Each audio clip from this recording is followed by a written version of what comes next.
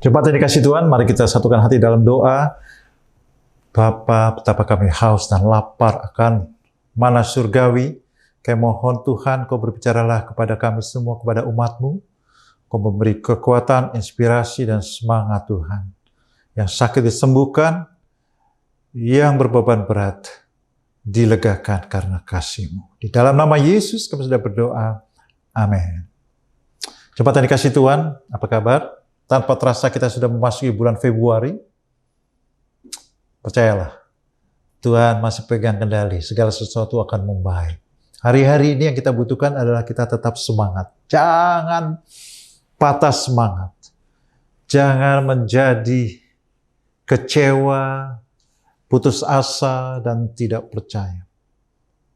Hari ini ada satu bagian firman Tuhan yang mudah-mudahan bisa memberi inspirasi kepada kita. Kebetulan, tokohnya adalah wanita. Ada dua wanita yang dikagumi Tuhan Yesus dan saya juga kagum dari firman Tuhan dan memang kadang-kadang kita harus belajar dari kaum wanita. Amen. Kita lihat ketika murid-murid pada kabur semuanya. Maria Ibu Yesus dan banyak wanita yang setia mengikut, bahkan yang pertama bertemu dengan Tuhan setelah bangkit adalah wanita. Haleluya. Dari Markus pasal 5 ayat 25 dan seterusnya. Ini kisah tentang wanita yang sakit pendarahan. Saya bacakan untuk kita semua. Adapun di situ seorang perempuan yang sudah 12 tahun lamanya menderita pendarahan. Luar biasa sekali wanita ini. Sudah 12 tahun sakit pendarahan. Ini kan sakit yang luar biasa ya. Sudah sakit, repot lagi. Dan pada zaman itu dianggap tidak tahir, artinya najis, tidak boleh dekat dengan orang lain. Saya bayangkan keluarganya setelah sekian tahun mungkin sudah menjauhi. Orang-orang yang dekat dengan dia sudah tidak bersama dengan dia lagi. Dikatakan dia sudah habiskan uangnya. Sudah berobat ke tabib manapun, bukannya tambah sembuh tapi tambah sakit. Tapi luar biasa dia masih tetap memiliki semangat hidup. Saya bayangkan ya kalau kaum pria biasanya sudah hampir menyerah. Istri saya paling tahu tuh. Ya. Dia kenal tuh, ada kenalannya seorang suami yang sakit gigi aja rasanya sudah mau putus harapan ya. Tapi kaum wanita ini luar biasa. Dan wanita yang sakit pendarahan ini 12 tahun menderita pendarahan. Aduh. Rasanya seperti apa itu? Seminggu, 2 minggu, sebulan, setahun. Ini 12 tahun.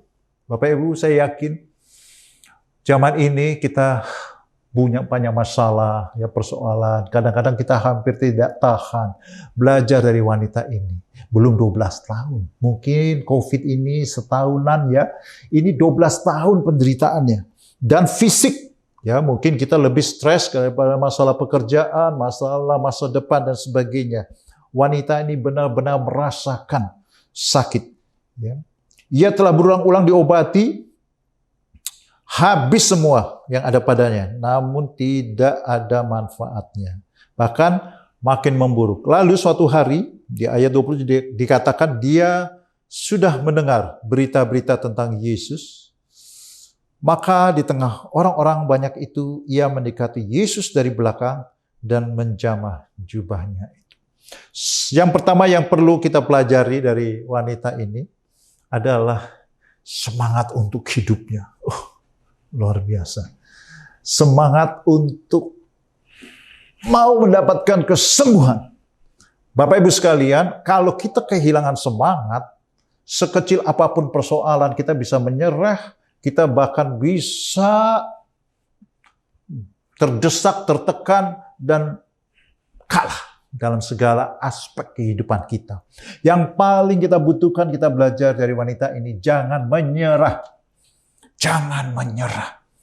Sekalipun, berapa kali pun kita gagal, jangan menyerah.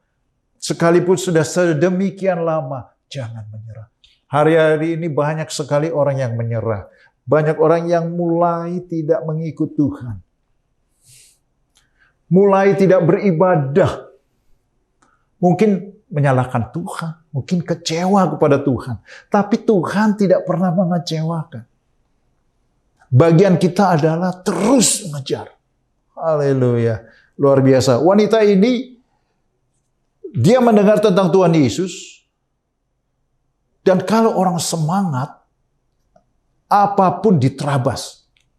Ya maksud saya begini ya, pada zaman itu adatnya itu kalau kita punya sakit pendarahan itu kita tidak tahir, kita tidak boleh jamah orang, apalagi mendekat saja tidak boleh, apalagi menjamah orang lain itu menjadi tidak tahir juga. Tapi saking semangatnya, saking inginnya dia mendapatkan kesembuhan itu, apa yang dianggap orang tidak boleh dia lakukan juga. Dia jamah, sebab katanya asal ku jamah saja jubahnya, aku akan sembuh. Jadi yang kedua selain bersemangat Bapak Ibu sekalian, kita harus memperkatakan apa yang kita percaya. Nah, jangan bosan ya kalau saya bilang memperkatakan. Nanti saya akan bagikan satu kisah seorang wanita lain yang luar biasa juga ya. Yang begitu semangat dan perkataannya melakukan mujizat yang luar biasa di dalam hidup dia. Sebab katanya asalku jamah saja jubahnya, aku akan sembuh. Hari-hari ini apa yang kita katakan? Apa kita bilang, kelihatannya memang susah hidup saya ini. Oh, hati-hati Bapak Ibu sekalian. Dalam saat susah pun kau harus bilang, Tuhan, aku percaya kepadamu. Aku percaya kepadamu. Aku pasti menjadi berhasil. Aku pasti keluar dari masalah ini. Aku pasti mendapatkan apa yang kau taruhkan dalam hatiku. Mimpi-mimpiku itu pasti tercapai. Coba cek apa yang kita katakan hari-hari ini. Hati-hati. Yang kita katakan itu akan berdampak luar biasa. Sebelum itu, saya akan bagikan apa yang terjadi kepada satu wanita lagi ya. Wanita ini namanya wanita Sirofenisia. Wanita Kanaan. Bukan orang Israel. Tapi suatu hari dia datang karena anaknya sakit kesurupan. Dia datang kepada Tuhan Yesus. Terlalu banyak orang yang harus dilayani oleh Tuhan Yesus. Dan Tuhan Yesus tahu tujuannya adalah melayani orang Israel dulu. Nanti setelah Tuhan Yesus berkorban di kayu salib, mati, dikuburkan, dan bangkit, murid-muridnya akan memberitakan Injil ke seluruh dunia. Tapi tugas Tuhan saat itu adalah untuk orang Israel. Sebab itu ketika wanita Sirofenisia ini datang, Tuhan Yesus bilang, aku datang untuk memberi ya bagian kepada anak-anak dulu. Supaya anak-anak itu kenyang. Ya, anak-anak Abraham maksudnya ya. Sebab tidak patut mengambil roti yang disediakan bagi anak-anak dan berikan kepada anjing. Waduh. Kejam juga ya. Saya yakin Tuhan Yesus tidak kejam. Tapi Tuhan Yesus tahu mengucapkan kata-kata pada orang tertentu untuk memberikan efek tertentu. Tuhan Yesus saya yakin sedang menguji apa yang di dalam hati orang itu. Apakah hanya coba-coba saja, atau benar-benar percaya bahwa Tuhan Yesus mampu menyembuhkan. Lalu dikatakan, ya ini di Markus 7 ya, kalau mau baca nanti di rumah, perempuan itu menjawab, benar Tuhan, tapi anjing cukup satu remah-remah di bawah saja. Ya. Makan dari remah-remah yang jatuh itu cukup. Ya. Lalu, nah ini, saya waktu baca ini, saya baru sadar kebenaran firman Tuhan ini yang terlewatkan selama ini. Kata Yesus kepada perempuan itu, karena kata-katamu itu, kata-kata yang mana? Kata-kata yang dibilang itu, anjing yang di bawah meja itu, cukup makan remah-remah itu. Ya. Tidak usah makan roti yang besar, cukup remah-remah itu. Itu sudah cukup bagi dia. Itu menunjukkan apa? Menunjukkan bahwa saya tidak layak Tuhan. Tapi sedikit saja yang darimu itu cukup bagi saya. Untuk ibu ini konteksnya adalah supaya anaknya dapat disembuhkan. Lalu dikatakan karena kata-katamu itu, kata-kata yang merendahkan diri, tapi juga menunjukkan juga hati yang mendesak-mendesaknya itu bukan mendesak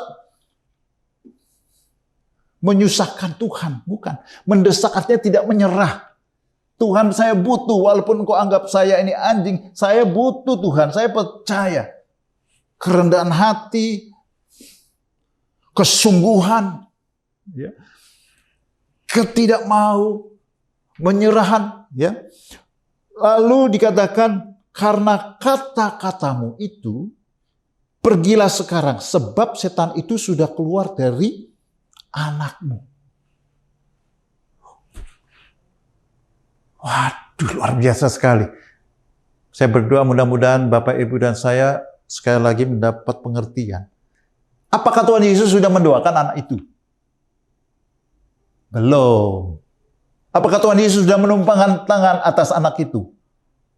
Belum. Orang anaknya ada di rumah. Ibu ini baru datang kepada Tuhan Yesus. Minta tolong. Belum tahu caranya bagaimana. Apakah nanti diundang datang ke rumahnya atau bagaimana? Tapi menurut Tuhan Yesus, perkataan yang keluar itu artinya apa? Perkataan itu menunjukkan imannya, ya.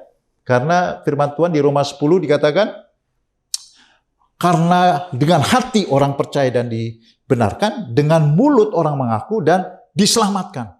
Kata diselamatkan itu sozo, itu artinya sembuh, pulih, selamat. Ya. Artinya hatinya mengatakan apa? Dibenarkan, ya. Tuhan, oh, dia sudah layak. Tapi perkataannya itu yang membawa wanita itu mengalami kesembuhan. Karena kata-katamu itu pergilah pulang. Waktu dia berkata, anjing ini makan remah saja bisa cukup. Anaknya di rumah sembuh. Tuhan Yesus belum mendoakan, Tuhan Yesus belum menumpangkan tangan. Artinya kalau untuk Bapak, Ibu, dan saya hari-hari ini, belum didoakan Pak Pendeta pun. Ya, perpanjangan dari Tuhan Yesus, kita bisa mengundang hamba-hamba Tuhan menumpangkan tangan atas kita, berdoa untuk kita. Oh, itu bagus sekali, boleh, bagus. Tapi contoh dari firman Tuhan ini, perkataan si ibu ini, yang mungkin kita berikan, Tuhan, memang COVID, tapi saya percaya Engkau pelihara aku dan aku tidak pernah akan kekurangan makan. Saya tidak tahu bagaimana caranya. Tuhan yang paling tahu mengatur cara yang paling pas untuk kita. Dia bisa kirimkan berkat dari manapun untuk memastikan. Kapan? Saat kita berkata-kata. Karena firman Tuhan katakan, karena kata-katamu itu. Barusan bilang, karena kata-katamu itu. Pulang saja udah. Nggak perlu saya datang lagi. Tidak perlu saya mendoakan. Tidak perlu saya menumpangkan tangan. Saat itu juga setan itu sudah keluar, anaknya sudah sembuh. Kayaknya kita harus kembali lagi ke wanita yang sakit pendarahan. Coba lihat ya. Kembali ke ceritanya, masih ingat tadi wanita itu menerobos, lalu di tengah kerumunan banyak orang, saya yakin yang mengerubung Tuhan Yesus, minta didoakan, ya. Mau mendengarkan khotbahnya itu udah waduh. Pada waktu zaman itu Tuhan Yesus seperti selebritis lah, kalau seperti K-pop datang itu aduh. Kita kadang-kadang tidak mengerti ya. Tapi ini Tuhan Yesus lebih lagi. Dia serobot masuk dan menjamah jubahnya. Ya. Sebab asal kujamah saja jubahnya, aku akan sembuh. Lalu firman Tuhan katakan di ayat 29, seketika itu juga berhentilah pendarahannya. Dan ia merasa bahwa badannya sudah sembuh dari penyakitnya. Terasa. Saya yakin orang yang sakit itu paling tahu dia udah sembuh atau belum. Sindrom-sindromnya ya di mana badannya itu tiba-tiba hilang. Ada kuasa yang turun. Pada ketika itu juga Yesus mengetahui bahwa ada tenaga yang keluar. Ada power. Ya, ada tenaga yang keluar. Tenaga yang biasa menyembuhkan banyak orang itu. Lalu ia berpaling di tengah orang banyak dan bertanya, siapa yang menjamah jubahku? Tuhan, ini banyak orang rombongan, bagaimana tahu? Orang udah desak-desakan. Tapi yang desak-desakan itu tidak ada satupun yang sembuh. Saya yakin di antara yang mendesak-desak itu ada yang sakit dan minta didoakan. Tapi belum sempat karena Tuhan sedang menuju ke suatu tempat untuk berkhotbah.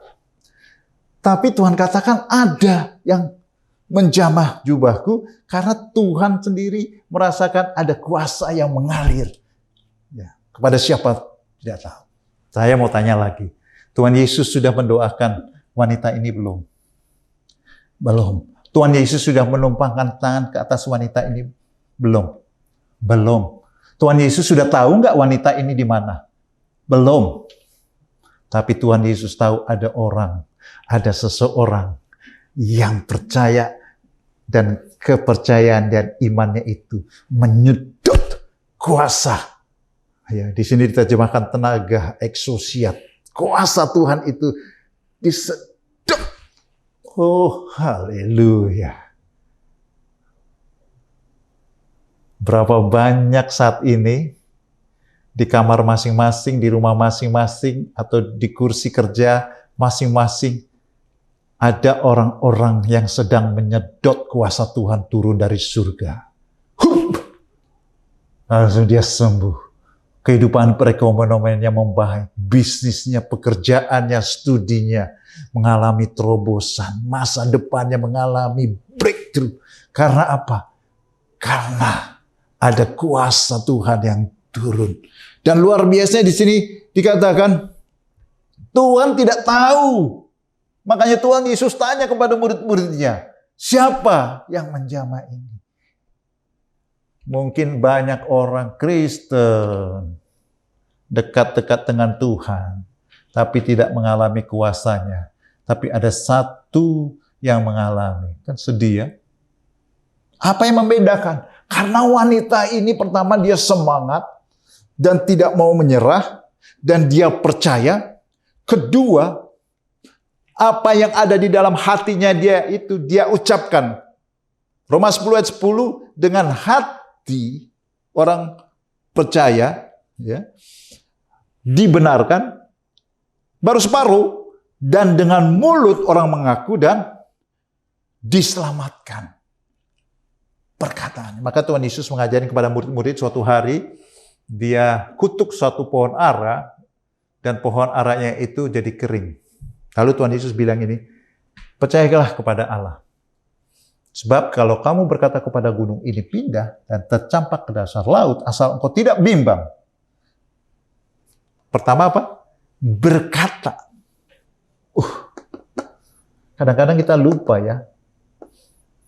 Perkataan itu, saya tidak akan bosan bagikan kepada itu. Karena ini bagi saya juga luar biasa. Saya yakin juga bagi kita semua. Ingat Tuhan Yesus, Tuhan menciptakan langit dan bumi apa? Dengan apa? Perkataan. Jadilah terang, maka jadilah terang. Kita sebagai anak-anaknya harus tiru Papa kita. Bapa surgawi. Kesembuhan, kuasa, tenaga Tuhan. Itu kita sedot karena pengakuan kita, keyakinan kita, kepercayaan kita. Dalam segala sesuatu aspek kehidupan, jangan remehkan. Bahkan utamakan apa yang kita katakan di pagi, siang, sore, malam, hari. Contoh di wanita Sirofenisia ini Tuhan katakan, waktu pas engkau berbicara seperti itu, anakmu sudah sembuh karena setannya sudah keluar. Yang ini lebih ekstrim lagi. Tuhan Yesus bahkan belum bertatapan dengan wanita ini. Saya harapkan jemaat GBI Menteng hari-hari ini menyedot kuasa Tuhan. Bahkan Tuhan jadi bingung, ini dari mana ini? Kelihatannya dari arah GBI Menteng ini. Kuasa kesembuhan, kuasa pemulihan ekonomi, tenaga, terobosan dalam pekerjaan, studi bisnis. Kok ada yang menyedot dari surga? Haleluya. Seperti wanita ini, Tuhan sampai bingung. Rasanya ada tenaga yang keluar dari diri Tuhan Yesus. Ia sampai berpaling. Siapa? Jangan seperti orang yang berdesak-desak. Orang kebanyakan yang berbondong-bondong itu tidak ada satupun yang sembuh. Saya tidak tahu berapa persen yang sakit yang berbondong-bondong dan mendesak-desak Tuhan Yesus. Tapi wanita ini, dalam kisah ini, hanya dia saja yang menyedot tenaga. Bapak Ibu, saya yakin Bapak kita, Allah kita itu baik sama kita semua. Apakah dia punya niat untuk menolong kita? Tidak perlu diragukan. Apakah Tuhan bisa menolong kita? tidak perlu diragukan. Tapi apakah kita mau menyedot dan menyedot kuasa Tuhan hanya dengan kata-kata yang percaya? Karena Tuhan Yesus sendiri ajar kepada murid-muridnya, kau bilang kepada gunung ini, pindah-pindah, asal kau tidak bimbang. Dan luar biasanya, ya, susah juga ya, kadang-kadang orang yang terjepit, yang percaya ya. Wanita ini terjepit, wanita Sirofenesia terjepit dia. Anaknya sudah kerasukan, dia nggak tahu mau kemana dia minta tolong. Dalam keadaan susah itu, dia berseru dan percaya kepada Tuhan. Haleluya. Yang terakhir, dikatakan di ayat 34, setelah Tuhan Yesus tahu siapa dia yang menjamah, ya wanita itu mengaku juga dialah yang menjamah. Lalu katanya kepada perempuan itu, hai anakku, imanmu telah menyelamatkan engkau. Pergilah dengan selamat dan sembuhlah dari penyakitmu. Ingat, kata Tuhan, imanmu menyelamatkan engkau. Artinya, bukan sembuh dulu yang dikatakan Tuhan Yesus, tapi selamat hidupnya. Ya, dalam bahasa Yunaninya, sozo, itu keselamatan kehidupannya diselamatkan dari dosa. Tapi juga berarti pemulihan, kesembuhan. Bukan hanya sembuh. Kalau kuasa Tuhan turun atas kita, sebaiknya, sebab urutannya menurut Tuhan Yesus urutannya, pergilah dengan selamat dan sembuhlah dari penyakitmu itu. Jangan sembuhlah dulu. Kalau sembuh belum tentu kemudian orang itu bersyukur kepada Tuhan. Banyak orang banyak janji-janji gombal. Tuhan, kalau Engkau tolong aku dari bisnisku yang mau ambruk, aku mau menyerahkan hidupku. Kalau aku keluar dari masalah ekonomi, masalah rumah tangga, masalah studi, aku mau lebih sungguh-sungguh. Mau baca Alkitab. Ya, begitu udah sembuh, entah kemana hilang. Tuhan menganggap prioritasnya bukan sembuhnya, tapi selamatnya. Pergilah dengan selamat dan sembuhlah dari penyakitmu itu.